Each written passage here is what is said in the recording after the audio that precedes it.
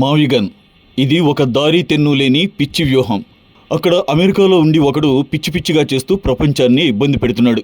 ఇక మన రాష్ట్రంలో ఉన్న మరొకడు ఇలాంటి పిచ్చి వ్యూహాలతో ఏపీ భవిష్యత్తునే నాశనం చేయాలని చూస్తున్నాడు.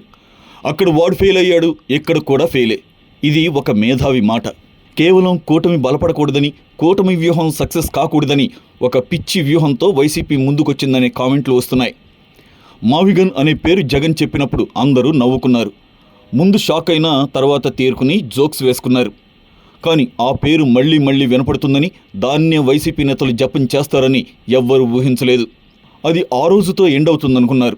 కానీ కావాలనే ఒక వ్యూహం ప్రకారం దాన్ని తెరపైకి తెచ్చిన వైసీపీ ఎవరెంత నవ్వుకున్నా తన వ్యూహాన్ని కొనసాగిస్తూనే ఉంది. తన లాజిక్స్, రీజన్స్ వినిపిస్తూనే ఉంది.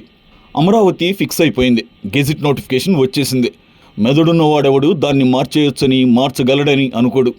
కేవలం అమరావతి సక్సెస్ కాకూడదు, అది తెచ్చిన చంద్రబాబు సక్సెస్ కాకూడదు. అదే జరిగితే తనకు నో స్కోప్ అనే ఆలోచన ఉన్నవారే అనుకుంటారు మార్చేయగలమని. ఎందుకంటే అమరావతి వచ్చేసింది, ఇక ఎవ్వరూ మార్చలేరు అనే వాతావరణం వచ్చాక ఇప్పటి వరకు అనుమానాల్లో ఉన్న ఇన్వెస్టర్స్ ముందుకు అడుగు వేస్తారు. అది జరిగితే కూటమి సక్సెస్ అవుతుంది. మళ్ళీ వారికి ఎన్నికల్లో విజయం వచ్చే అవకాశం ఉంటుంది. అలా జరగడానికి వీల్లేదు. అందుకే అమరావతి ఉంటుందని గ్యారంటీ లేదు. ఇదిగో నేనొస్తే ఇలా చేస్తా అని సింబాలిక్గా చెప్పేసి ప్రచారం మొదలెట్టాడు జగన్మోహన్ రెడ్డి. ఇక ఇష్టం ఉన్నా లేకపోయినా దాన్ని నెత్తికెక్కించుకుని సీనియర్ నేతలు సైతం రోడ్డెక్కి దాని గురించే మాట్లాడుతున్నారు. మనసులో మాత్రం ఏడుస్తున్నారు. అసలు మచిలీపట్నం, విజయవాడ, గుంటూరు అని చెప్పారు జగన్. కానీ ఆ 3 ప్రాంతాల నేతలు మాత్రం దాని గురించి మాట్లాడటం లేదు. ఇక్కడే అర్థమవుతుంది పరిస్థితి ఏంటనేది. కానీ జగన్ యాటిట్యూడ్ అందరికీ తెలిసిందే. తాను అనుకున్నది చేయాల్సిందే. అందుకే బలవంతంగా కొందరు లీడర్లతో దాని మీద క్యాంపెయిన్ చేయిస్తూనే ఉన్నాడు.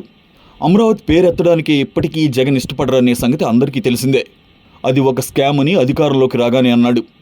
ఆ తర్వాత దాన్ని నిర్వీర్యం చేయడానికి అన్ని రకాల ప్రయత్నాలు చేశారు.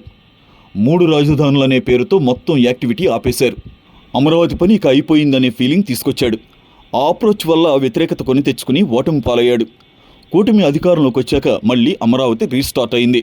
అయితే మళ్ళీ జగన్ వస్తే ఏంటనే ప్రశ్న చాలా మందిలో వచ్చింది. అందుకే ఇన్వెస్టర్లు సైతం ముందు వెనక ఆలోచించిన పరిస్థితి కనపడింది.